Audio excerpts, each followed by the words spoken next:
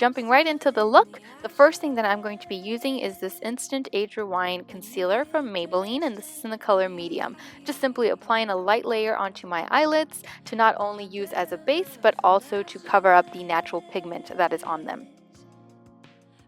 Next, going in with True Match Powder, and this is in the color N4. I'm simply applying that onto my entire lid so that it can set the concealer that I just placed and also to help with blending for future steps. Using this quad from Maybelline, and this is in the color Autumn Coppers, I'm grabbing the base color with my Sigma E40 brush and just running that color back and forth along my crease. And as you can see, I'm also going a little bit above my crease, and this is going to serve as my transition shade. Next, grabbing the crease color from the quad, I'm applying that onto the crease using my small tapered brush. This one is from Sigma. It is the E45, I believe, and it's just smaller and tapered at the end so that it is more precise in my application along the crease, and just slowly building up the intensity of the color, but not too much. So I'm concentrating the product on the crease, building up slowly, but not going too heavy on it. Next, for the actual cut crease line, I'm using the liner color from the quad and applying it with my Anastasia Beverly Hills brow brush, and I believe this is in the number 15. And just mapping out exactly where I'm going to want to place it and comparing it to my other eyes so that the lines match and they're both, symmetrical. And for this part, you definitely want to be, go slow and steady because if you rush through it, you may not get the line right, which is not a big deal. Like you can see, I'm not going to be exactly really precise right off the bat, but you obviously don't want to go up too high or have it not match the other eyes. So you want to just kind of take your time with this part. After deciding how you want your line to look, if you're content with that, then you move on to this step, which is just smoking out that line a little bit. And the way that I do it is that I grab a little bit more product, a little bit at a time, of course, because it makes it a lot easier. And I just take that brush with a little bit more product, I place it right along the line that I have just drawn, and then just slightly drag it upward and outward.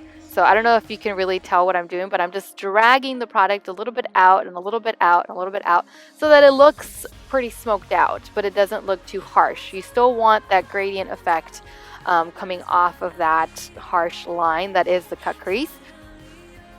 And then I'm just going back in with my crease brush in order to blend everything out a little bit more.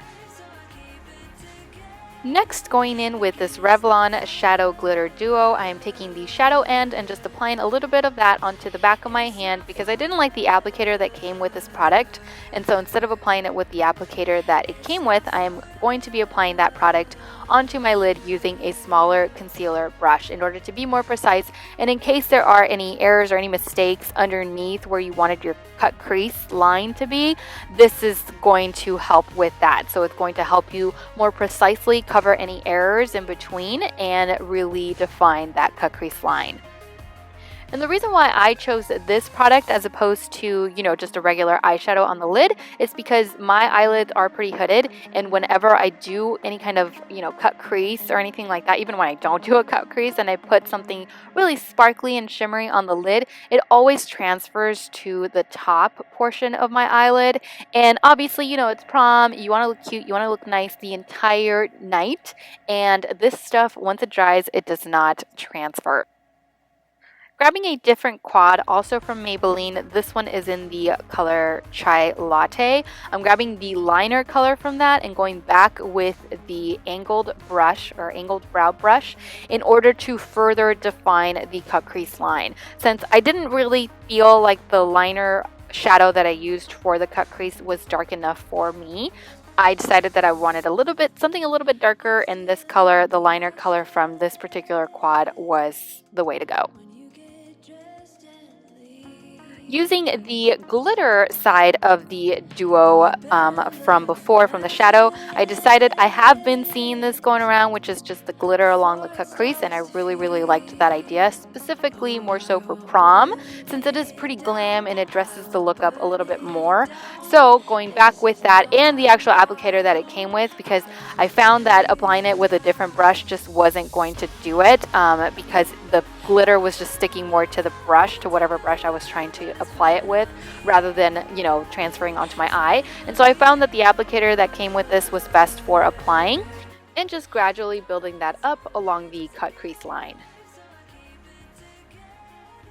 Next, going in with the Maybelline gel liner. This is in the color Blackest Black. I'm going to be applying just a basic wing, nothing too dramatic, nothing too long, something just normal. So not too thick, not too thin, but just, you know, a regular wing. And just making sure that the end, so where the glitter and the line are, or like my cut crease line and my winged line are, that they don't touch. You want to keep them kind of parallel to one another in the end. For color correcting, I am going to be using my NYX Dark Circle Concealer Corrector, and this is in the color Medium.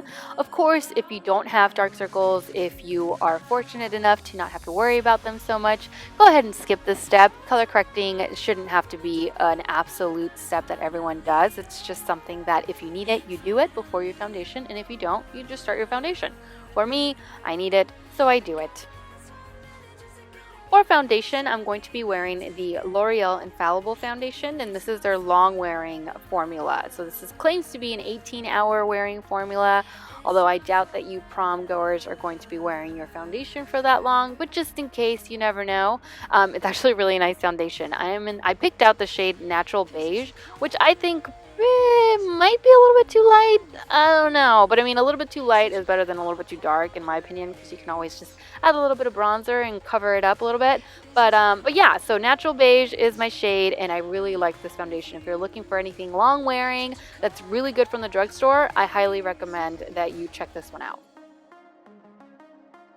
For concealing today, I'm going to be wearing the Maybelline Master Conceal Concealer, and this is in the color Medium. At first I thought the medium might be a little bit too dark because the tube is definitely a little bit misleading. It looks a lot darker than what the actual formula is, so if you haven't checked this one out, just make sure you keep that in mind because you may want to get the next available shade up than what you're considering on getting.